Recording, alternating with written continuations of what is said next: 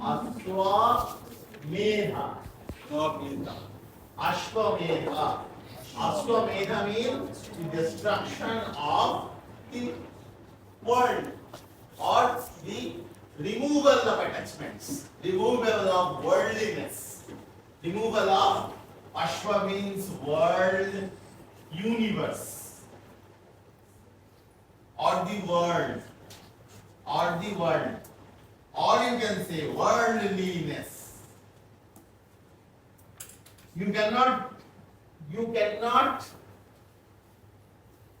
deny this world being in this world.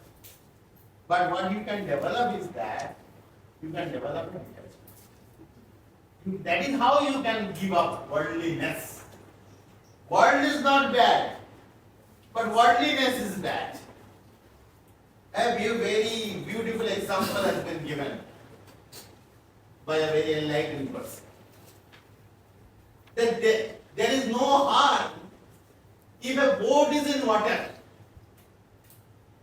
There is no harm if a boat is in water. But there is a great danger if water is inside the boat. So if you are in the samsara world, there is no harm. Enjoy samsara, enjoy this world. But if the samsara resides within you, then you will start to suffer. And you will start killing yourself. Asurya namate loka andhena tamasavruta tamste pratyavigachanti yeke atmahanoyana. Now for time being, consider the self as consciousness.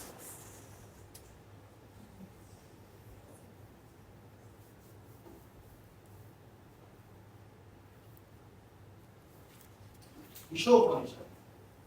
Asurya namade loka andhena tamasavrita tamste pretta avigachanti eke atma anupana.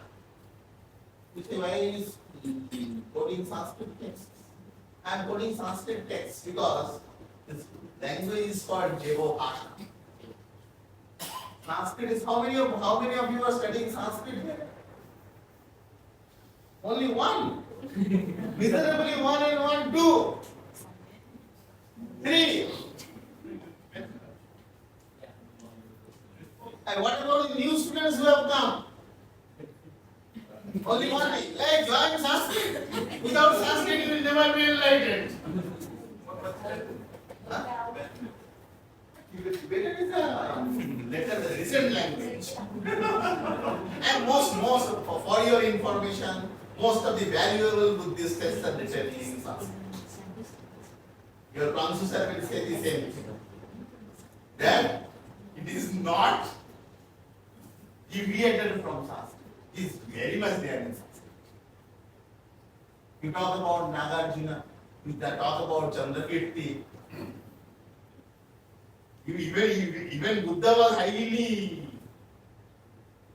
knowledgeable of Sanskrit language.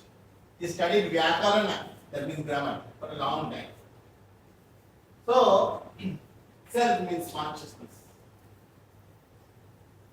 Self is consciousness. Consciousness. And non-self is not the consciousness, the matter. Matter. So one who inquires into the matter or into the nature of matter only, neglecting consciousness, he is the killer of consciousness. One who neglects consciousness and only inquires into the nature of matter, he is called a killer of consciousness, killer of the self. One who kills the self, Atma Manojana. He enters into a sunless world of blinding darkness. These are all metaphorical words. The words are very, very significant, but they are metaphorical. If you kill yourself, that means you inquire into the matter, you inquire into the sensory objects. Then you will enter into that world of darkness. Asurya namate loka anthena tamasabrata.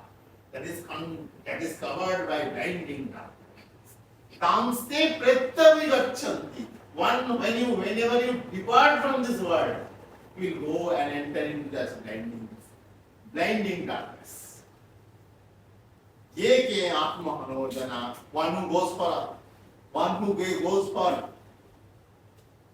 Swamekha, that means killing of the self, he will be entering into a world of darkness, or into a demonic world. Hey, you see the spelling demonic, demoniac. You see the spelling? What is that spelling? See. This is demonic? Huh? I see only? Or you can say demonical? Yes, sir. Huh? Demonic. Okay. Demonic. He'll enter into demonic, sunless world. Very dark world, sunless.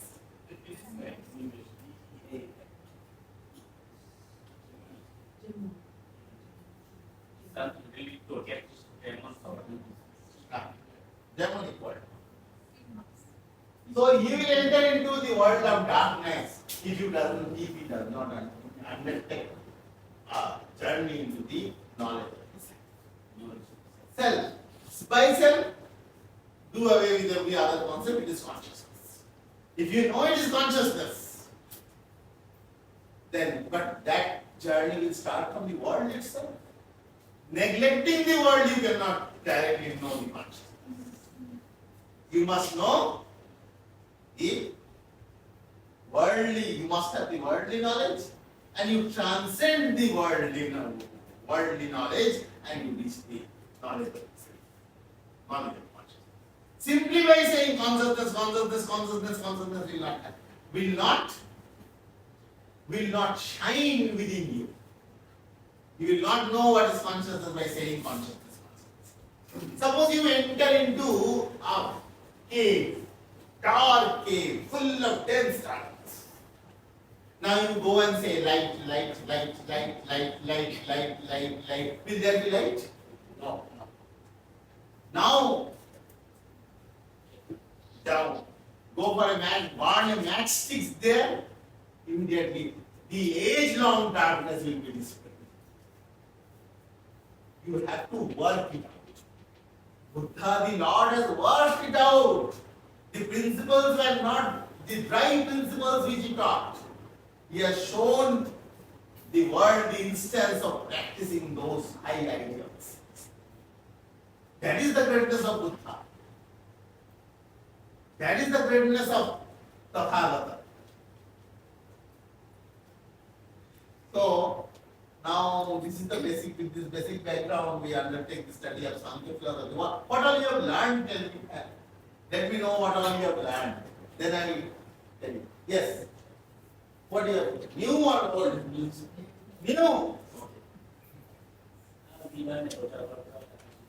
Huh? Charvaka. Then Adivaka. Jaina. Upanishad. Okay. Right. Okay. Anyone Brahmin? Huh? Brahmin. Brahmana. Okay. And anything else? Anything else? Artists. But what about Indian philosophy?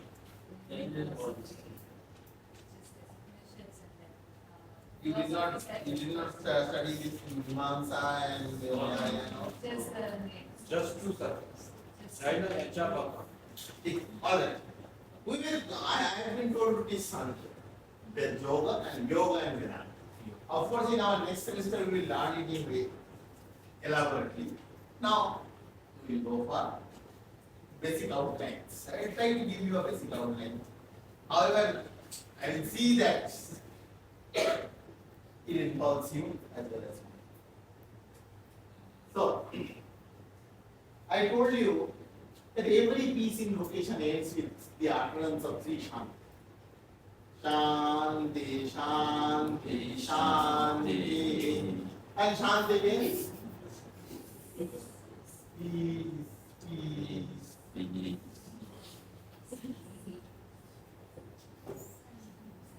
Why there is utterance of three P's? Why there is utterance of the three words or the same word peace thrice? Why three? Each one should have been five. It would have been four. It would have been one. Shanti. And if you want more Shanti, more peace, 20 times, 30 times, 100 times, who is stopping you? To make the tune. Maybe. First is for my teacher, first second is for my parent. And is for all.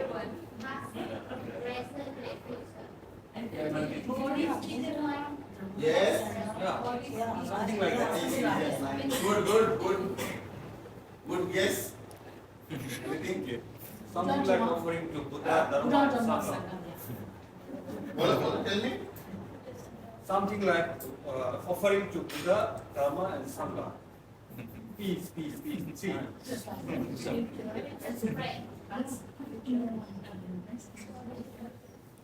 Big piece.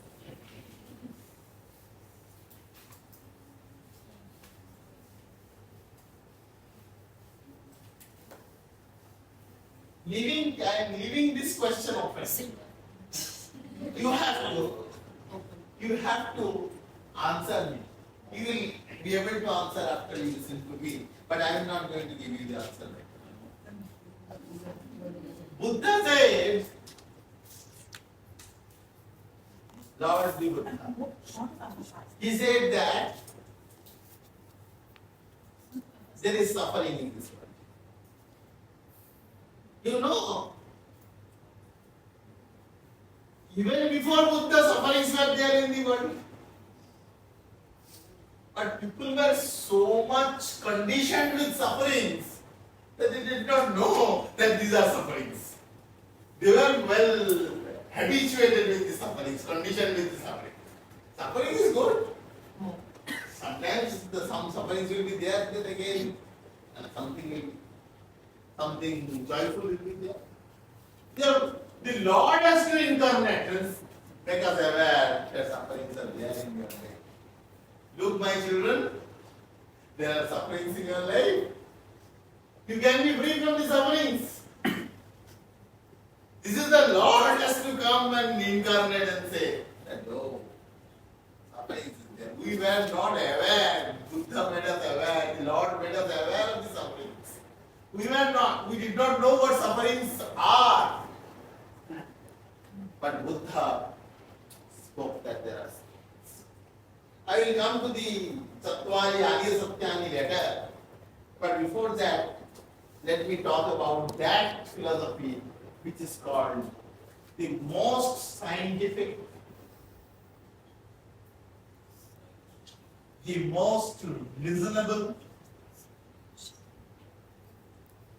and the most rational philosophy in this world. Not only in India, everyone accepts this philosophy as the most rational, most scientific, most profound philosophy. Amongst the crowd of philosophies, Sankhya exists as the monarch, stands out as the monarch of the day. He's the monarch of the day. He is the monarch, he is the king of all philosophies. Whether it is Western, whether it is Eastern. If you go to the Western philosopher, you say, if he is neutral enough, he will accept Sankhya. Oh, Sankhya is the, and it is the oldest philosophy. It is the old. Oh, ये बात नहीं. Sankhya. He will also accept that yes, Sankhya is the oldest philosophy And it is the most rational philosophy. And there is no philosophy in this universe which doesn't owe its debt to something. All the philosophies, Eastern, Western, Northern, Southern, Southeastern, Northeastern, Southwestern, Northwestern, all philosophies, they are somehow influenced and impacted by Sankhya philosophy grew coevally with the Vedas. Coevally with the Vedas. That means it was not that after the entire Vedas as literature developed, but simultaneously Sankhya philosophy also developed. It is not older than the Vedas, but it is not also subsequent to the Vedas. They grew together. But always remember that Sankhya philosophy is subservient to the Vedas.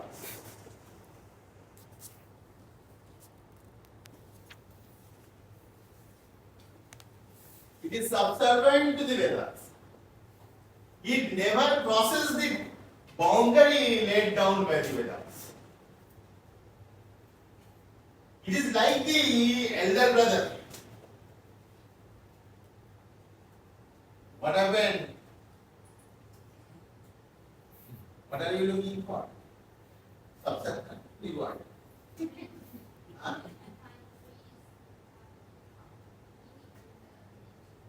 Tree. Peace. The meaning of the tree peace. Is looking at it. Okay.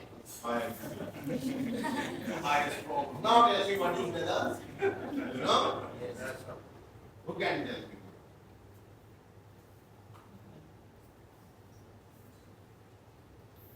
Those who accept the authority of God.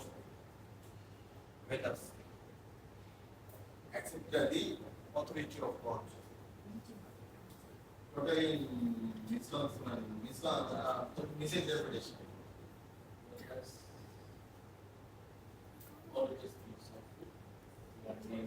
Oldest is not philosophy. It's the highest specimen of literature, not philosophy. Philosophy has a structure. It is unstructured. It is like scattered parts of it. Vedas. Veda. Veda.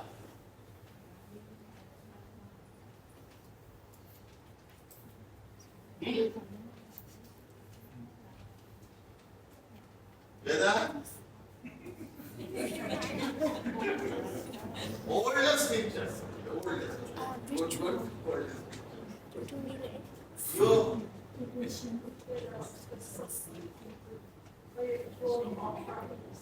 Brahmins.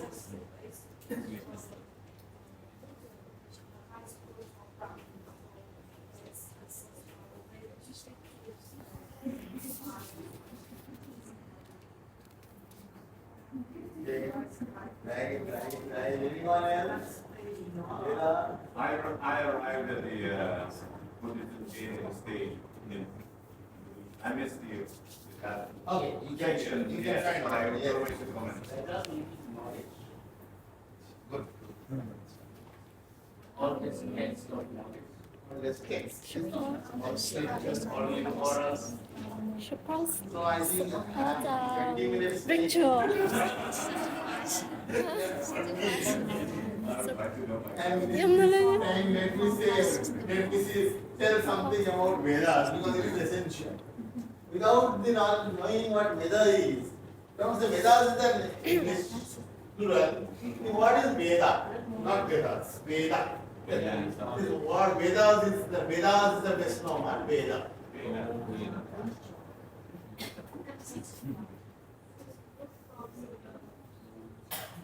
I will tell you. Wait.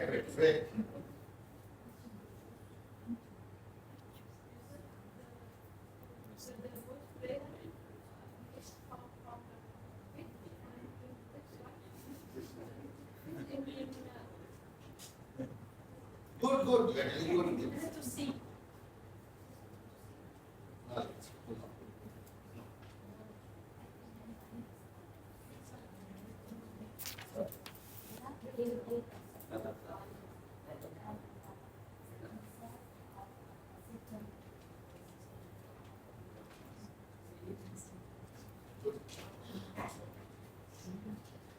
Old and new. Old and new. Old student and new student. You have joined recently. Old. You are new or old? How many new students are there? Veda.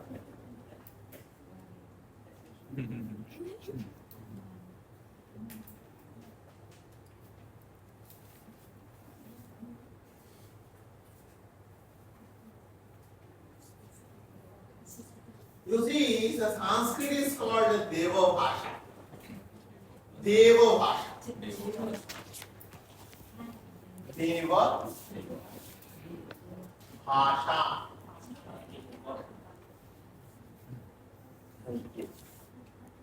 Or you can say Bhasha. I am not giving that critical marks.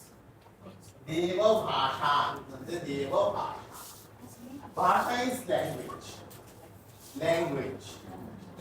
And what is Deva? God.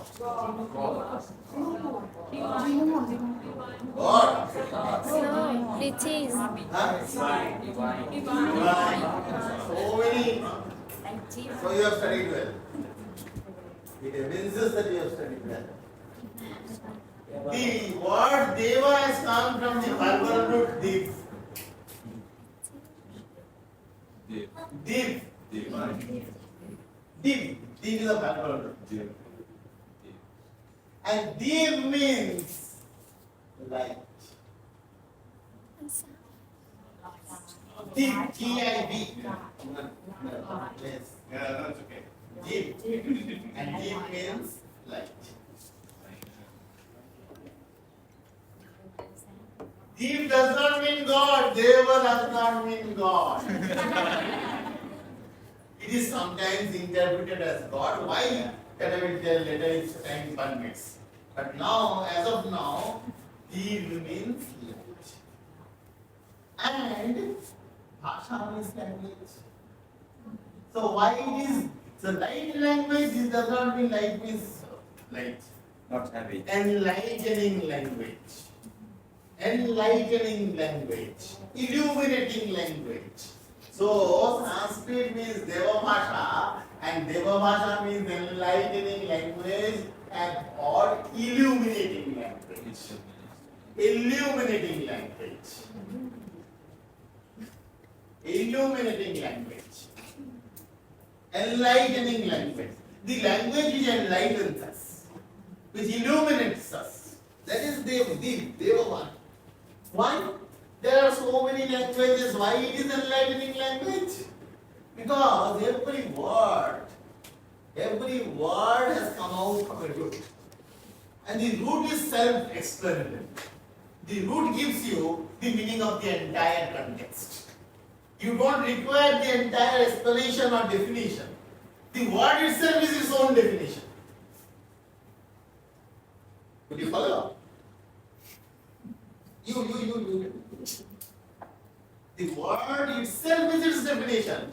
Because if you know the meaning of the roots, you know the entire definition. Right? So, and Sanskrit is, and Veda is not written in Sanskrit, you must know. You know Vedas are written in Sanskrit or not? Vedas are written in some language which is little similar to Sanskrit. You can say unsophisticated Sanskrit. It's called Vedic language. And that Vedic language later got refined. And that whichever is refined is called Sanskrita. So many people who are not studying Sanskrit, you know, they are not learning the enlightening language. So, this enlightening language, Sanskrit is called enlightening language, Vedas are also called a Vedic language, is also called enlightening language. Why? If you know the root, you know everything. So the word Vedas comes from the verbal root Ved.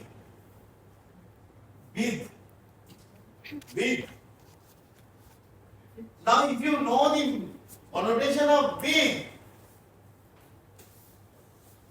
the connotation of Ved, you know everything.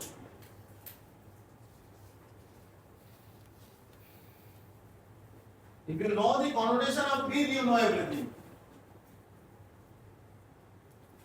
about Veda. Now, where from we will find the connotations? The word video, maybe to see, with.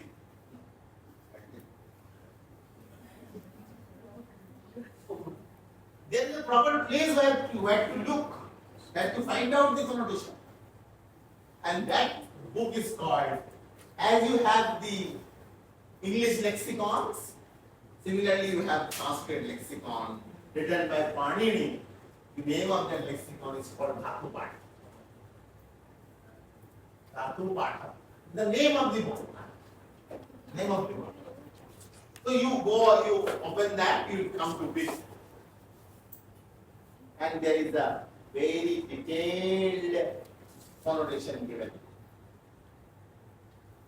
With, it is said, with Jnane, Jnane, Jnane, Vicharane,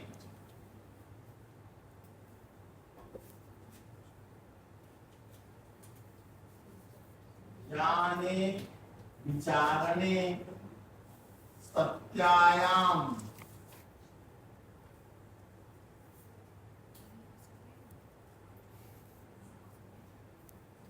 Chetanabhyam,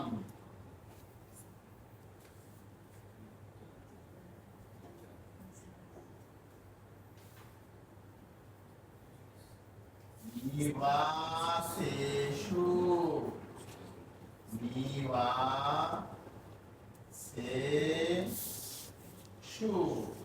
Nivaseshu, Satyayam, Chetanam.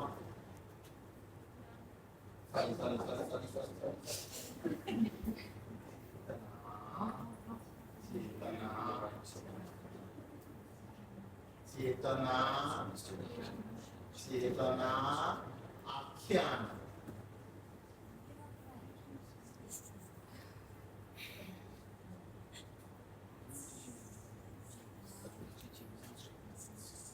Labhe.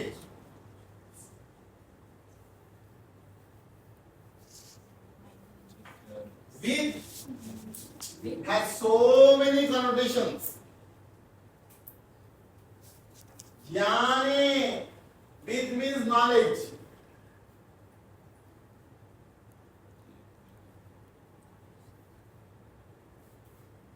So both worldly knowledge and the supernatural knowledge.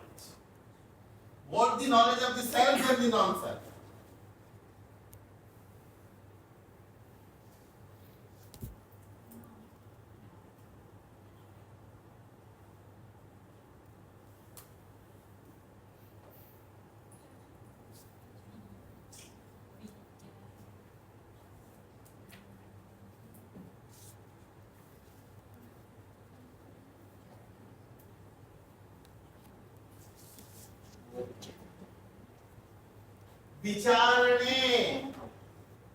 Vicharane, this is knowledge, reflection,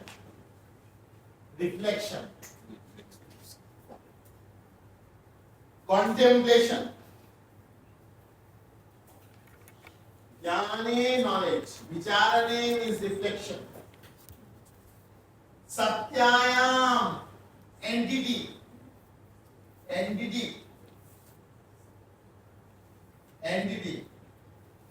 Chetana, consciousness. Akhyana, story. Nivaseshu, support. So many connotations. Labhe, profit.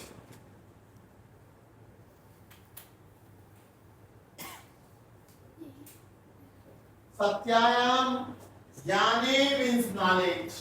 Vicharane means reflection. Satyayam means entity. Chetana means consciousness. Akhyana means story. Nivasa means support.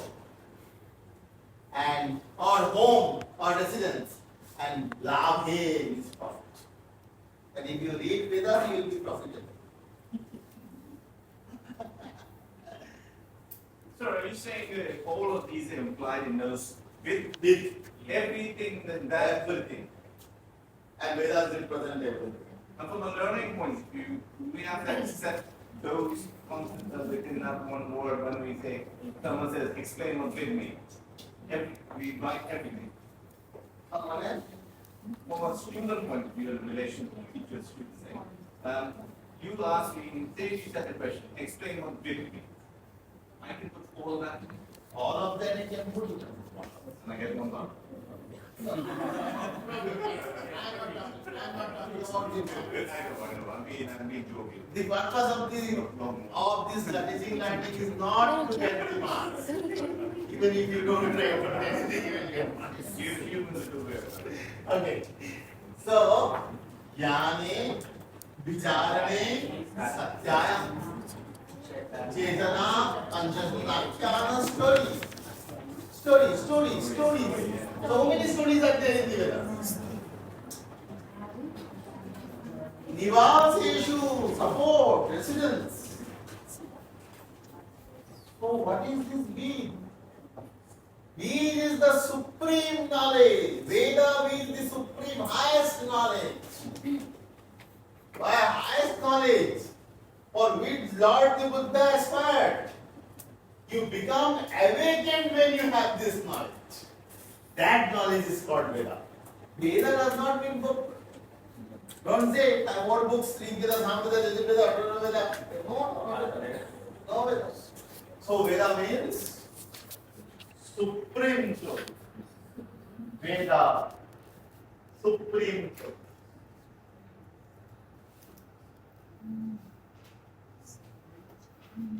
Supreme truth. Supreme knowledge. And within the Veda, we also the story which is in Hatha. Yes. So all of the stories are Veda. Akhana. Yes.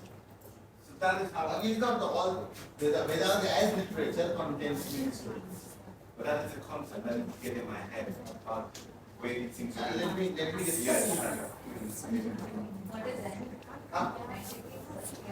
Entity, you are an entity, this world is an entity, entity is satta, any existence. Existence is it. Existence. Veda is existence. Existence. So Veda is the supreme truth. It is not a book, it is not a principle, it is not a dharma, it is the supreme truth. Supreme truth. You do not know which one is supreme truth, but the word itself represents supreme truth. And these supreme truths is beyond the reach of your mind. It is being and becoming. It is the realization. This supreme truth cannot be known as an object. I know this mobile. I did know this mobile as an object. But this truth is not object. It is the supreme entity, supreme existence, which supports everything of this world. Support is there. Chetana Nivaseshu. It is the Nivasa. Nivasa of all whatever is there in the Veda. And so Veda does not mean book. By Vedas we do not mean books. Remember. By Vedas we mean knowledge. And that knowledge which is beyond the reach of our mind and intellect. It is an illimitable knowledge which cannot be comprehended by our limited mind. That is called Veda. And this Veda is called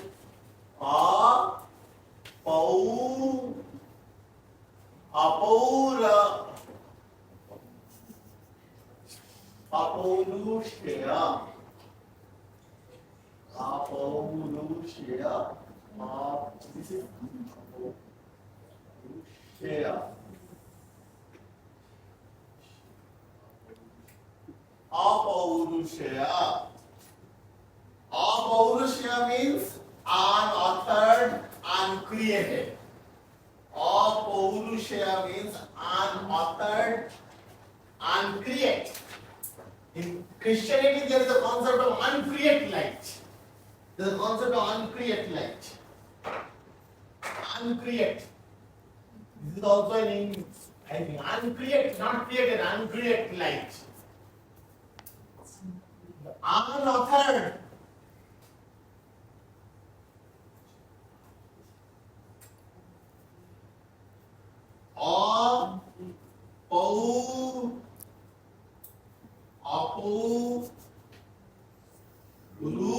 Share. Shaya. No, right. It's a word of that side. That's why. Yeah, that's, oh.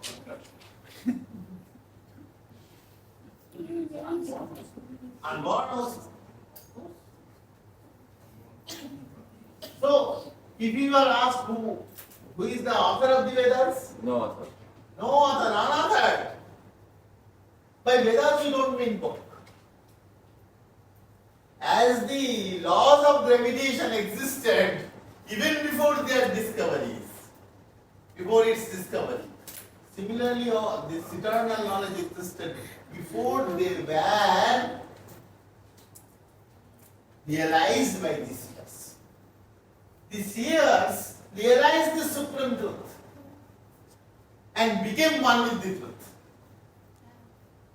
You cannot realize it as an object. You cannot know it as object. This is not Vedas. You have to know it by becoming it. You have to know it by becoming it. You very fast. I conclude this session just now. Doing your